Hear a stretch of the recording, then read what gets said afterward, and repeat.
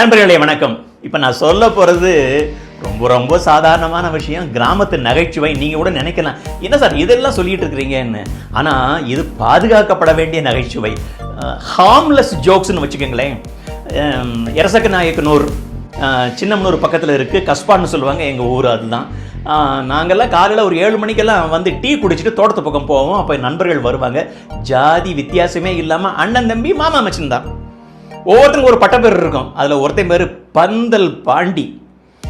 அவன் அப்படி நடந்து வரும்போதேவும் அவன்கிட்ட மெல்ல கிண்டுவாங்க வாய. டே பாண்டி, என்னடா நீ பாட்டுக்கு வர்ற, ஒன்றுமே சொல்லலை. பாண்டி உடனே சுதாரிச்சிடும், ஆஹா நம்மளுக்கு ஒரு இம்பார்ட்டன்ஸ் கொடுக்குறாங்கடான்னு. அதையும் கேட்குற, நேற்று ஒரு பெரிய சோழி ஆகி போச்சாப்பா. என்னடா பாண்டி? சைக்கிள் எடுத்துட்டு நைட்டு 12 மணிக்கு சரக்கு வாங்குறதுக்கு சின்னம்னூர் போனேன். சரி, கருங்கட்டாங்குளத்து பக்கத்தில் 3 பேர் மறிச்சிட்டாங்கடா. அப்புறம் நான் சொன்னேன், டே ஆள் தெரியாமல் மறிக்கிறீங்கடா, கஸ்பாக்காரன் தெற்கு தெருக்காரன் தொலைச்சு போடுவேன். ஓடி இருப்பாங்களே. இல்லை மாப்பிள்ள, ஓடலை. திருப்பி கிட்டத்தில் வந்துட்டாங்க. என்னடா பாண்டி பண்ண?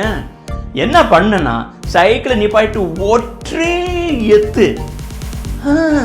நாங்கள் என்ன பண்ணோம், 2 பேர் போய் விழுந்துட்டாங்கடா. பாண்டி 3 பேர் சொன்னடா, இன்னும் ஒருத்தர் இருக்காண்டா பாக்கி. அவன் அந்த இடது கையில் ஒரு இருக்குன்னு பாருவேன், அங்கிட்டு போய் விழுந்துட்டான்டா.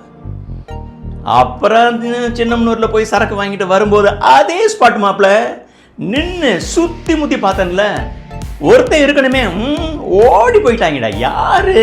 பாண்டிடா. என்ன நினைச்சிட்டு இருக்கிற? அப்புறம் ஒரு 5 நிமிஷத்துக்கு அப்புறம் எல்லாருமே சிரிப்போம், அவனும் சேர்ந்து சிரிப்பான். எல்லாருக்குமே தெரியும் இது பெரிய புழுகு அப்படின்னு. அப்புறம் டீ குடித்தின்னு ஒருத்தன் இருக்கிறான். அவன் காலைல டீ குடிக்கும் போதே, டீ கடை வேலு, விஷயம் தெரியுமா, உன்னை பற்றி தாறுமாறாக பேசுகிறாங்கடா.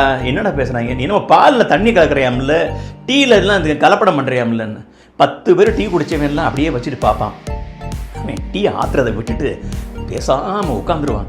ஆனால் கொஞ்சம் நேரத்துக்கு பிற்பாடு தான் இது சும்மா புழுகு வழக்கம் போல் அவன் அள்ளி விட்றான் தீ கொளுத்தி அப்படின்னு. இன்னொருத்தன் பேர் வந்து பருப்பு சட்டி கிளட்டன். நல்லா சாப்பிடுவான். குட். காலையில் டீ குடிக்கும் போதே வடை, ஒரு நாள் கூட காசு கொடுக்க மாட்டான். வீட்டில் என்ன செஞ்சாலும் சரி, கடைசியில் சட்டியை கொடுத்துருவாங்க அவங்க அம்மா. அப்படியே வலிச்சு நக்கிடுவாங்க. அவனுக்கு பேர் பருப்பு சட்டி.